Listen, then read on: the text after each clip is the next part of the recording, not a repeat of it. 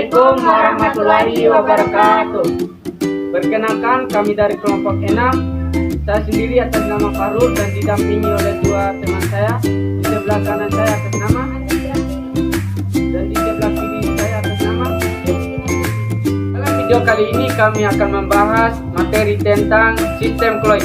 Selamat menyaksikan. Baik, saya akan menjelaskan perbedaan larutan koloid suspensi. Larutan adalah salah satu jenis campuran homogen yang terdiri atas pelarut dan juga zat telarut. Larutan bersifat transparan dan dapat ditembus cahaya. Semua larutan yang sudah dicampur tidak dapat dipisahkan. Partikel yang terdapat di larutan sangat kecil. Koloid adalah campuran yang bersifat antara larutan dan juga suspensi. Komponen penyusuhan dapat dilihat menggunakan mikroskop. Partikelnya lebih besar dibandingkan dengan larutan dan tidak dapat disaring. Koloid bisa menjadi buram dan juga transparan yang menyebabkan cahaya menjadi terhamburkan. Homon atau heterogen, tidak ada endepan. Suspensi adalah campuran heterogen yang masih dapat terlihat antara komponennya tanpa mikroskop dan mengedap. Partikel suspensi dapat disaring dengan saringan. Terdapat endapan yang disebabkan oleh gravitasi. Tidak memancarkan cahaya karena buram.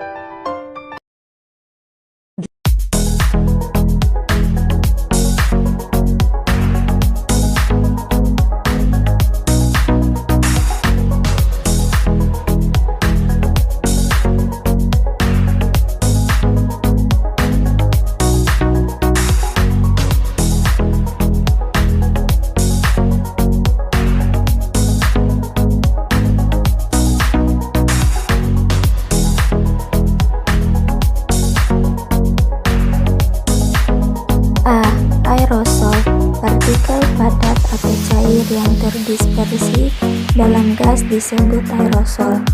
Zat terdispersi berupa zat padat disebut aerosol padat, asap dan debu. Zat terdispersi berupa zat cair disebut aerosol cair atau kabut dan awan. Contoh aerosol: penyemprot rambut atau hairspray, obat nyamuk semprot, parfum, dan cat semprot. B. Sol, partikel padat yang terdispersi dalam zat cair disebut sol. Contohnya tinta tulis, cat, sol kanji, dan deterjen. C. Emulsi, zat cair yang terdispersi dalam zat cair lain disebut emulsi. Syarat terjadinya emulsi adalah zat cair yang bercampur tidak saling melarutkan. Jika campuran minyak dengan air dikocok, akan didiamkan. Akan tetapi, jika sebelum dikocok ditambahkan sabun atau deterjen, maka diperoleh campuran yang stabil disebut emulsi. Contoh emulsi: emulsi minyak dalam air, santan, susu, lateks. Emulsi air dalam minyak, mayones, minyak bumi, dan minyak ikan. D. Buih, gas yang terdispersi dalam zat cair disebut buih. Contohnya buih sabun dan krim kocok. E. Gel, koloid yang setengah kaku antara padat dan cair disebut gel. Contoh gel: agar-agar, lem kanji, selai, gelatin, gel sabun, dan gel silika. Sifat koloid. Sifat pertama yaitu efek tindal. Efek tindal oleh larutan berkas cahaya diteruskan sehingga jeleknya tidak terlihat. Sedangkan partikel-partikel koloid dan suspensi berkas cahaya dihamburkan sehingga jeleknya terlihat. Contoh efek tindal. Pertama, sorot lampu mobil pada malam yang berkabut. Yang kedua, berkas sinar matahari melalui celah daun pohon-pohon pada pagi yang berkabut. 2. Gerak Brown. Gerak Brown adalah suatu gerak zigzag partikel koloid yang dapat diamati menggunakan mikroskop ultra. Contoh gerak Brown dalam kehidupan sehari-hari: 1. Susu kedelai. Kedua, cahaya jendela. Muatan koloid. 1. Elektroforesis. Pergerakan partikel koloid dalam medan listrik ini disebut elektroforesis. Koloid bermuatan negatif akan bergerak ke anode atau elektrode positif. Koloid yang bermuatan positif bergerak ke katode elektroforesis. Contoh elektroforesis. Pertama, pemanfaatan sifat elektroforesis terdapat proses penyaringan debu pabrik. Yang kedua, identitas DNA mendeteksi kelainan genetik. Dan koloid yang kedua yaitu adsorpsi. Adsorpsi, partikel koloid memiliki kemampuan menyerap berbagai macam zat pada permukaannya. Penyerapan pada permukaan ini disebut adsorpsi. Muatan koloid terjadi karena adsorpsi ion-ion tertentu. Contoh adsorpsi: norit atau tablet karbon aktif. Kedua, pemutihan gula tebu. Yang ketiga, koagulasi. Penggumpalan sistem koloid disebut koagulasi. Antar partikel koloid terdapat gaya tolak menolak listrik karena bermuatan sejenis. Semakin besar muatan ion, semakin kuat daya tarik menariknya dengan partikel koloid, sehingga semakin cepat terjadi koagulasi. Contoh koagulasi. Yang pertama, asap atau debu pabrik digumpalkan dengan alat koagulasi listrik dari kotrel. Yang kedua, karet dari lateks digumpalkan dengan asam formiat. koloid pelindung. Suatu koloid dapat distabilkan dengan menambahkan koloid lain yang disebut koloid pelindung. Koloid pelindung ini akan membungkus partikel zat terdispersi sehingga tidak lagi mengelompokkan. Contoh koloid pelindung: pertama, gelatin; kedua, minyak silikon; ketiga, kasein; kelima, dialisis. Pada pembuatan suatu koloid, seringkali terdapat ion-ion yang dapat mengganggu kestabilan koloid tersebut. Ion-ion pengganggu ini dapat dihilangkan dengan suatu proses yang disebut dialisis. Yang keenam, koloid liofil dan liofob. Koloid liofil, gaya tarik-menarik antara zat terdispersi dengan medium yang sangat besar. Koloid liofob, gaya tarik-menarik tersebut tidak ada atau sangat lemah. Contoh koloid liofil dan koloid liofob. Koloid hidrofil, protein, sabun, deterjen, agar-agar, kanji, dan gelatin. Koloid hidrofob, susu, mayonaise, sol belerang, sol logam. Yang ketujuh, pengolahan air bersih. Pengolahan air bersih didasarkan pada sifat-sifat koloid, yaitu koagulasi dan absorpsi. Air sungai atau air sumur yang keruh mengandung lumpur koloidal dan kemungkinan juga mengandung zat-zat warna, serta zat pencemar seperti limbah, deterjen, dan pestisida. Bahan-bahan yang diperlukan untuk pengolahan air adalah tawas atau aluminium sulfat, pasir, klorin atau kaporit, kapur tohor, dan karbon aktif.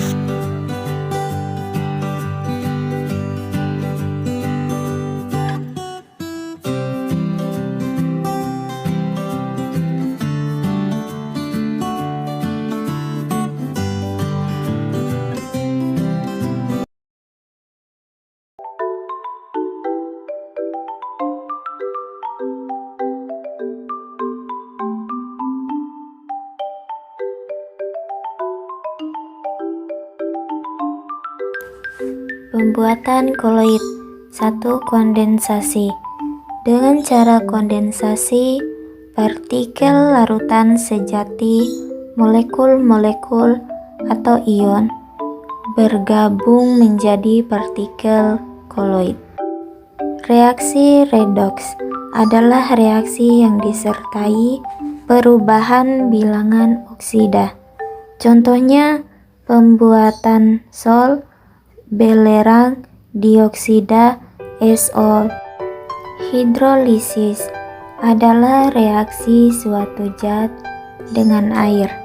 Contohnya, pembuatan sol FeOH3 dari hidrolisis FeCl3. Dekomposisi rangkap. Reaksi dekomposisi pergantian rangkap. Contohnya, pembuatan SOL AS2S3. Penggantian pelarut. Apabila larutan jenuh, kalsium dicampur dengan alkohol, akan terbentuk suatu koloid berupa gel. 2. Cara dispersi. Partikel laser dipas menjadi partikel koloid. 1. Cara mekanik. Butir-butir kasar digeruh dengan lumpang atau penggiling koloid sampai diperoleh tingkat kehalusan tertentu. Kemudian diaduk dengan medium dispersi. Yang kedua, cara peptisasi. Pembuatan koloid dari butir-butir kasar atau dari suatu endapan dengan bantuan suatu zat pemeptisasi. Zat pemeptisasi butir-butir kasar menjadi butir-butir koloid. Cara busur Bredig digunakan untuk membuat sol-sol logam. Logam yang akan dijadikan koloid digunakan sebagai elektrode yang dicelupkan ke dalam medium dispersi. Kemudian diberi loncatan listrik di antara media ujungnya. 3. Koloid asosiasi. Berbagai jenis zat seperti sabun dan deterjen larut dalam air tetapi tidak membentuk larutan, melainkan koloid. Molekul sabun atau deterjen terdiri atas bagian yang polar, disebut kepala, dan bagian yang non-polar, disebut ekor. Jika sabun dilarutkan ke dalam air, molekul-molekul sabun akan mengadakan asosiasi dari orientasi karena gugus non-polarnya. Ekor saling terdesak sehingga terbentuknya partikel koloid. 4. Koloid dan polusi. Salah satu masalah lingkungan terkait dengan koloid adalah asbut. Asbut adalah campuran rumit yang terdiri atas berbagai gas dan partikel-partikel zat cair dan zat padat. Asbut atau smoke merupakan kombinasi dari asap atau smoke dan kabut atau fog. Kesimpulan, sistem koloid adalah suatu campuran zat yang terdiri dari fase terdispersi dan medium pendispersi, di mana partikel-partikel fase terdispersi berukuran koloid terbesar, rata atau homogen dalam medium pendispersi. Perbedaan sistem koloid dengan larutan sejati dan suspensi meliputi perbedaan jumlah fase, distribusi partikel, ukuran koloid, penyaringan, dan kestabilan. Sifat-sifat karakteristik sol meliputi efek Tyndall, gerak Brown, daya adsorpsi, bermuatan listrik, koagulasi, dan koloid pelindung. Koloid sol dapat dibuat dengan metode, yaitu metode kondensasi dan metode dispersi. Beberapa metode pemurnian yang dapat digunakan untuk menghilangkan partikel-partikel zat terlarut yang tidak diinginkan adalah dialisis, elektrodialisis, dan menggunakan penyaring ultra.